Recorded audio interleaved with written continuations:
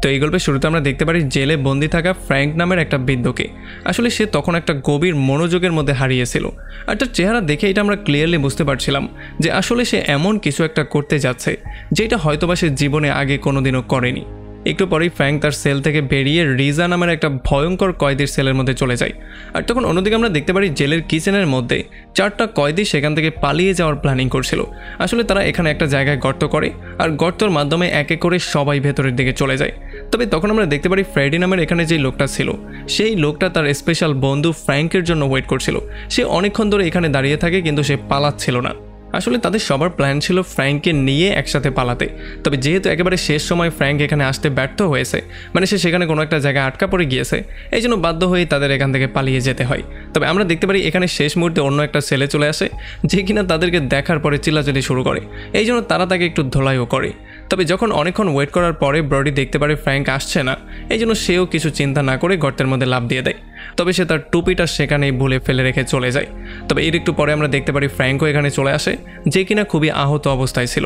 সে কোনো রকমে ব্রডির টুপিটা নিয়ে তার ক্ষতস্থানে লাগায়, আর এরপর সেও সেই গর্তের মধ্যে লাফ দিয়ে দেয়। আসলে আমরা জানতে পারি বিগত কতগুলো বছর যাবৎ ফ্র্যাঙ্ক এই জেলের জীবনটাই পার করছিল। তার কাজ ছিল জেলের লন্ড্রি রুমে বিভিন্ন কাপড় চোপড় ধোয়া, আর এই জীবনটাকেই সে মেনে নিয়েছিল।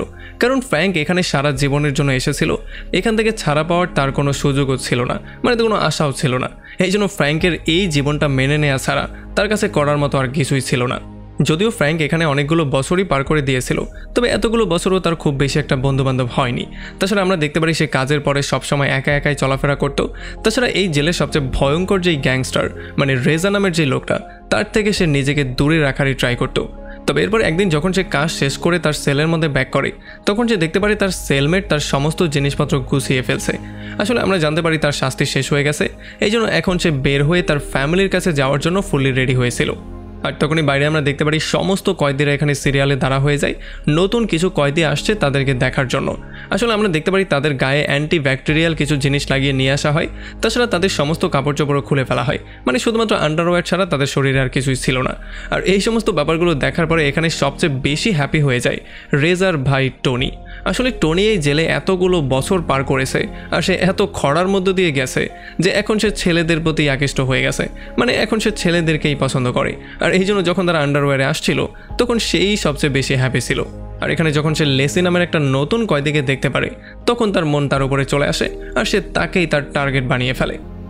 তো এরপরে নতুন কয়েদিদেরকে ফাঁকা সেলগুলোর মধ্যে পাঠিয়ে দেওয়া হয়, যেখানে লেসি চলে আসে ফ্র্যাঙ্কের সেলের মধ্যে। তবে ফ্র্যাঙ্ক তার উপরে খুব একটা ইন্টারেস্টেড ছিল না, কারণ যখন সে তার সাথে কথা বলার ট্রাই করছিল, তখন ফ্র্যাঙ্ক তাকে সরাসরি ইগনোর করে দিয়ে সেখান থেকে চলে যায়। আর এরপরে পরদিন সকালবেলা ফ্র্যাঙ্ক নতুন একটা চিঠি পেয়ে যায়। আসলে আমরা জানতে পারি বিগত 14টা বছর যাবৎ সে প্রতিদিনই তার মেয়ের জন্য একটা করে চিঠি লেখে। সে সবসময় আশা করত হয়তোবা কোনো না কোনো একদিন তার মেয়ে তাকে মাফ করে দিয়ে তার চিঠির উত্তর দিবে। তবে এই বিগত 14টা বছর সে যতগুলো লেটার লিখেছে, একটা লেটারেরও অ্যান্সার আসেনি। আর আজকে সে যে লেটারটা পেয়েছে সেইটাও ছিল তার ওয়াইফের পক্ষ থেকে, যেখানে যখন সে লেটারটা পড়ে তখন সে জানতে পারে যে ড্রাগ ওভারডোজের জন্য তার মেয়ে এতটাই গুরুতর অবস্থায় চলে গিয়েছে যে এখন তাকে হসপিটালে পর্যন্ত ভর্তি করতে হয়েছে, সে যে কোনো সময় মারাও যেতে পারে। আর এই জিনিসটা পড়ার পরেই ফ্র্যাঙ্কের পায়ের নিচ থেকে মাটি সরে যায়। আসলে ফ্র্যাঙ্ক এতদিন ধরে যেই মানুষটাকে সবচেয়ে বেশি ভালোবাসতো, সেই মানুষটা এখন মৃত্যুর একেবারে দ্বার প্রান্তে দাঁড়িয়ে আছে। এই জন্য সে বুঝতেই পারছিল না সে এখন কি করবে। এই জন্য দ্রুত সে সেখান থেকে বেরিয়ে সোজা চার্চের মধ্যে চলে আসে। আর যখন একটা গার্ড তার এমন অবস্থা দেখতে পারে, তখন সে এত রাতেও তার জন্য দরজা খুলে দেয়। আর ফ্র্যাঙ্ক দ্রুত চলে যায় কনফেশন রুমের মধ্যে। সেখানে গিয়ে সে সেই লেটারটা বের করে জোরে জোরে কান্নাকাটি করা শুরু করে। আসলে যেহেতু তার মেয়ের এই অবস্থা, এই জন্য সে চিৎকার করে করে বলছিল যে যেই কোনো ওয়েতে সে একবার হলেও তার মেয়ের সঙ্গে মিট করতে চায়। যাই হোক, এরপরে পরদিন সকালবেলা যখন ফ্র্যাঙ্ক লন্ড্রি রুমে কাজ করছিল, তখন তার নজর পড়ে ওয়াশিং মেশিনে থাকা একটা ফুটোর উপরে। আসলে এই জালিটার পেছনে একটা পাইপ ছিল, যেই পাইপের মাধ্যমে পানিগুলো জেলের বাইরে গিয়ে পড়তো। আর এই জিনিসটা দেখার পরেই তার মাথার মধ্যে নতুন একটা প্ল্যানিংয়ের জন্ম নেয়। তো এরপরে ফ্র্যাঙ্ক গিয়ে মিট করে তার সবচেয়ে ভালো বন্ধু ব্রডির সঙ্গে। আর ব্রডিকে সে বলে যে এখানে যেই পাইপগুলো আছে, মানে যেগুলো পানি বাইরে নিয়ে ফেলে, সেগুলো কি জেলের বাইরের সুড়ঙ্গগুলোর সাথে কানেক্টেড। এইটা শোনার পরে ব্রডিও পুরোপুরি শকড হয়ে যায়, কারণ সে বুঝতেই পারছিল না ফ্র্যাঙ্কের মাথায় আসলে কি চলছে। এই জন্য সে যখন তাকে এই ব্যাপারে জিজ্ঞেস করে, তখন ফ্র্যাঙ্ক তাকে তার ওয়াইফের লেটারটা দেখায়। সে বলে যে আমার যেই কোনো ওয়েতে বাইরে যেতে হবে, কারণ আমার মেয়ে মৃত্যুর মুখে। আমার মেয়েকে শেষবারের মতো একবার হলেও আমাকে দেখতে হবে, আর নয়তো আমার জীবনে বেঁচে থাকার কোনো উদ্দেশ্যই নেই। এই সমস্ত ব্যাপারগুলো শোনার পরে ব্রোডি অনেক চিন্তার মধ্যে পড়ে যায় আর অনেকক্ষণ ধরে চিন্তাভাবনা করার পরে ফাইনালি সে তাকে সাহায্য করার জন্য রাজি হয়ে যায়। কারণ ব্রোডি নিজেও ছিল এখানে সারা জীবনের শাস্তিপ্রাপ্ত, এই জন্য তারও এখান থেকে বের হওয়ার কোনো সুযোগ ছিল না, শুধুমাত্র পালানো ছাড়া। তাছাড়া আমরা জানতে পারি ব্রোডি এর আগেও সুড়ঙ্গ খুঁড়েছিল, মানে তার সুড়ঙ্গ খোঁড়ার এক্সপিরিয়েন্স আছে। জেলের মধ্যে গার্ডরাও তাকে নিয়ে জেলের নিচে একটা সুড়ঙ্গ খুঁড়িয়েছিল, এই জন্যই সে তার কাছে সাহায্য চাইছিল, যাতে করে সেই সুড়ঙ্গটার মাধ্যমেই তারা কোনোভাবে এখান থেকে পালিয়ে যেতে পারবে কিনা। এরপরে ফ্র্যাঙ্ক গিয়ে মিট করে লেনি নামের একটা বক্সারের সঙ্গে, যার কিনা এখন পেরোলে বাইরে থাকার কথা ছিল। তবে ফ্র্যাঙ্কের আগের যেই সেলমেট ছিল সে তার বিরুদ্ধে কমপ্লেন করে দিয়েছিল, যেই জন্য তার পেরোল ক্যান্সেল হয়ে গিয়েছিল। এই জন্য এখন তার মাথা প্রচণ্ড গরম হয়ে আছে আর সে প্রতিশোধের নেশায় পাগলের মতো হয়ে আছে। যেই জিনিসটা সুযোগই ফ্র্যাঙ্ক তার থেকে নিতে চাইছিল। আসলে ফ্র্যাঙ্ক লেনির কাছে এই জন্য এসেছিল কারণ লেনি ছোটোখাটো যেই কোনো টুল ইউজ করতে এক্সপার্ট, মানে সে যে কোনো ছোটোখাটো জিনিস দিয়ে বিভিন্ন টুল বানিয়ে ফেলতে পারে। যেই জিনিসটা যদি তাকে সে সঙ্গে রাখে তাহলে তাদের জন্য অনেক কাজেও আসতে পারে। এই জন্য ফ্র্যাঙ্ক তার সাথে তার সমস্ত প্ল্যানিংটা শেয়ার করে আর তাকে একটা আশা দেখায় এখান থেকে পালিয়ে যাওয়ার। যদিও এগুলো লেনি প্রথমবার শোনার পরে অনেকটাই কনফিউজ হয়ে গিয়েছিল, তবে কিছুক্ষণ চিন্তাভাবনা করার পরে ফাইনালি সে এটার জন্য রাজি হয়ে যায়। তো এরপরে ফ্র্যাঙ্ক তার দুই বন্ধুর সঙ্গে একটা জায়গায় মিট করে আর তাদের সঙ্গে প্ল্যানিং নিয়ে ডিসকাশন করা শুরু করে। আসলে এখানে তারা একটা খেলার বাহানা করে তাদের প্ল্যানিংটা ডিসকাশন করছিল, যাতে করে কেউ এই ব্যাপারটা বুঝতেই না পারে। এখানে ফ্র্যাঙ্ক তাদেরকে বলে যে এখান থেকে যদি আমরা পালাতে চাই তাহলে এখন পর্যন্ত আমাদের কাছে শুধুমাত্র একটাই রাস্তা আছে, সেটা হচ্ছে লন্ড্রি রুমের মাঝখান দিয়ে। তবে যদি আমরা এই রাস্তা ইউজ করতে চাই তাহলে আমাদেরকে তিনটা সুরক্ষিত দরজা পার করতে হবে, যেটা হয়তো বা ইম্পসিবল হতে পারে। তবে আসলে ফ্র্যাঙ্কের কাছে অন্য একটা রাস্তাও ছিল। আসলে যখন ফ্র্যাঙ্ক চার্চের কনফারেশন রুমের মধ্যে গিয়েছিল তখন সে দেখতে পেয়েছিল সেখানে যেই পার্টিশনগুলো দেওয়া হয়েছে সেগুলো খুবই হালকা পাতলা ছিল, মানে চাইলেই সেগুলো ভেঙে ফেলা যেতে পারে। এই জন্য তারা চিন্তা করছিল যে তারা কনফারেশন রুমের দেয়ালটাকে ব্রেক করে সোজা গিয়ে লন্ড্রি রুমের মধ্যে ঢুকবে আর সেখান থেকে পরবর্তীতে সেই পাইপের সাহায্যে তারা সোজা সুড়ঙ্গের মধ্যে গিয়ে পড়বে, যেখান থেকে তারা হঠাৎই গায়েব হয়ে যাবে। তবে আসলে যদি তারা গর্তের মধ্যে পড়তে চায়, মানে সেই সুড়ঙ্গের মধ্যে যেতে চায়, তাহলে পাইপের মুখে লাগানো যে স্টিলের জালিটা আছে সেইটা প্রথমে তাদেরকে খুলতে হবে, এবার সেটা যেই কোনো মূল্যে। আর এরপরে যখনই রাতের বেলায় লাইট বন্ধ হয়ে যায় তখনই লেনি তার কাজটা করা শুরু করে দেয়। সে তার সেল থেকে লোহার একটা পাইপকে খুলে নিয়ে সেটাকে অন্য একটা স্ক্রুর সাথে জোড়া লাগিয়ে দেয়, যাতে করে এইটার মাধ্যমে পরবর্তীতে সে সেই লোহার জালিটা কাটতে পারে।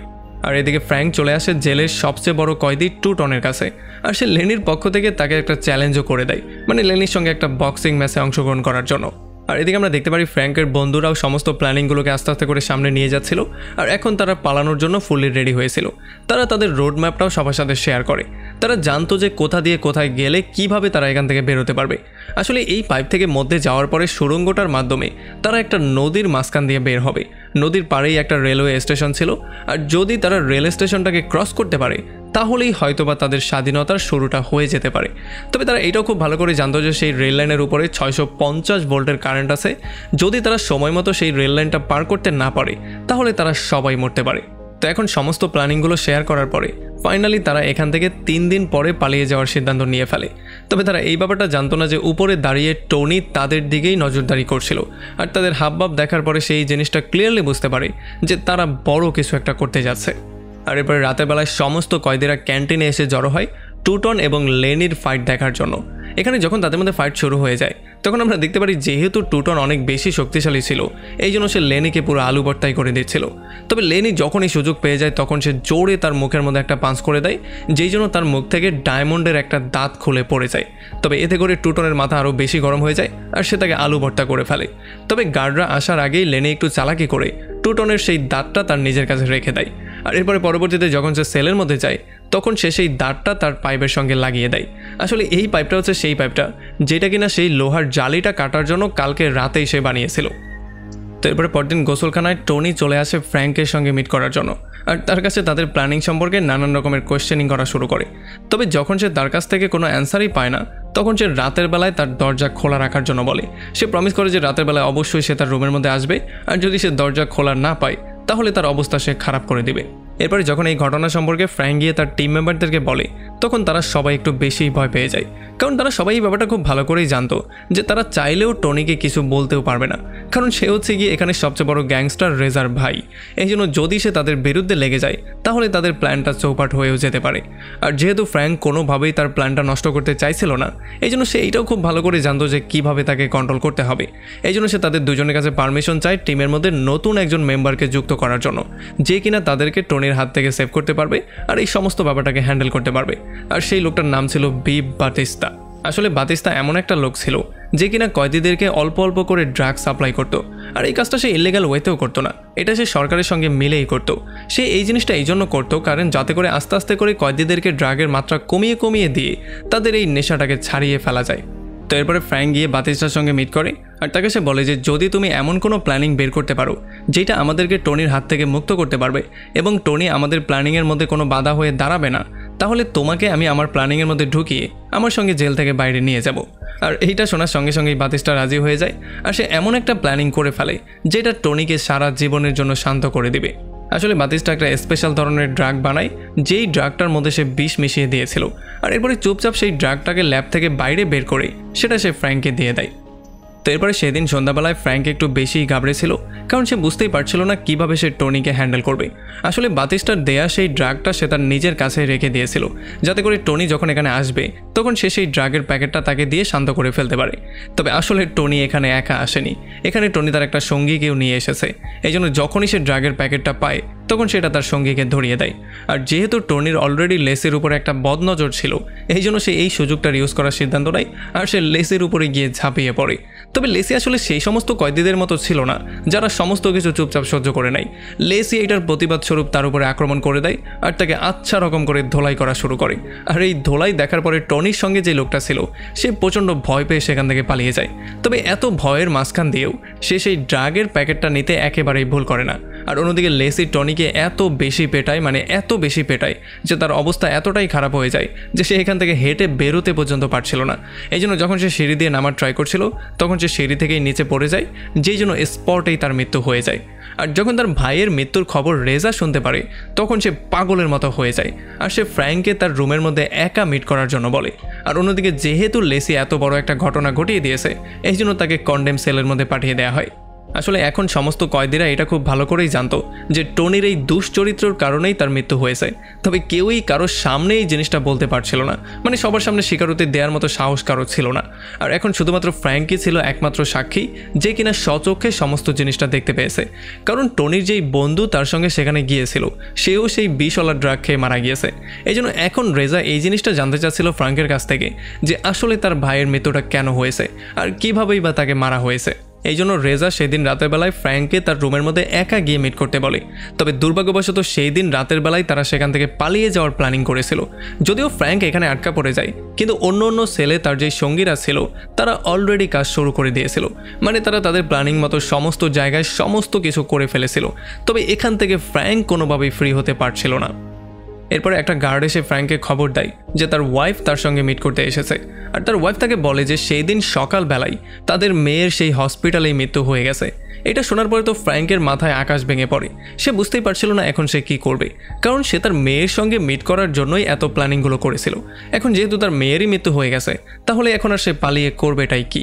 এখন এই সমস্ত ব্যাপারগুলো নিয়েই সে টেনশনের মধ্যে পড়ে যায়। সে পালাবে নাকি পালাবে না এই সিদ্ধান্ত নিতেই তার অনেকটা সময় লেগে যায়। এই জন্য দেরিতে হলেও কোনো রকমে সে সেই লন্ড্রি রুমের মধ্যে চলে আসে আর সেখান থেকে সোজা সুড়ঙ্গের মধ্যে লাফ দেয়। তো এখন গল্প সেখানে চলে আসে যেখান থেকে গল্পটা শুরু হয়েছিল।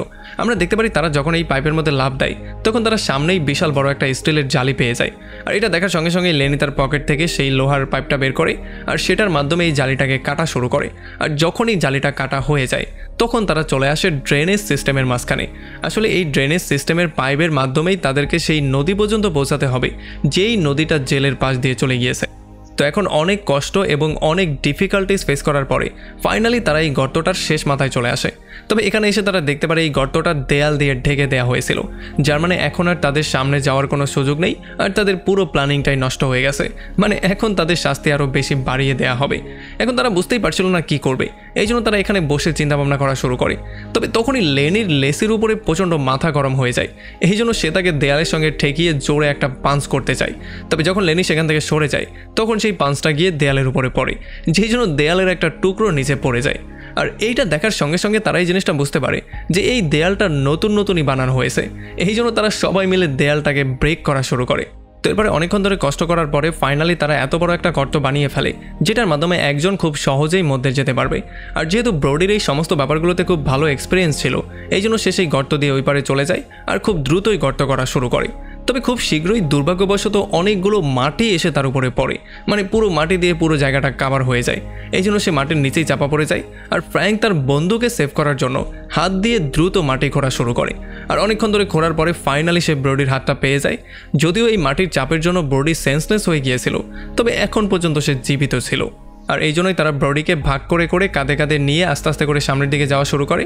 আর অনেকটা রাস্তা পাড়ি দেওয়ার পরে ফাইনালি তারা একটা ফাঁকা রেলওয়ে স্টেশনে চলে আসে, যার মানে এই জিনিসটা তারা ক্লিয়ার হয়ে যায় যে তারা আসলে সঠিক রাস্তায় আছে। এদিকে লেসিও ফ্র্যাঙ্ককে সাহায্য করার অনেক ট্রাই করে, কারণ ফ্র্যাঙ্কের পা দিয়ে রক্ত বেরোচ্ছিল। তবে এখন তাদের কাছে করার মতো কিছুই ছিল না, তাদেরকে যেই কোনো ওয়েতে সামনে এগোতেই হতো। তবে তারা যখন একটু সামনে চলে আসে তখন তারা কুকুরের চিল্লানোর শব্দ শুনতে পারে, যার মানে এটা তারা ক্লিয়ার হয়ে যায় যে পুলিশ এতক্ষণে তাদের পেছনে লেগে গেছে আর যেই কোনো সময় তাদেরকে ধরেও ফেলতে পারে। মানে এখন প্রশ্নটা হচ্ছে জীবন আর মৃত্যুর।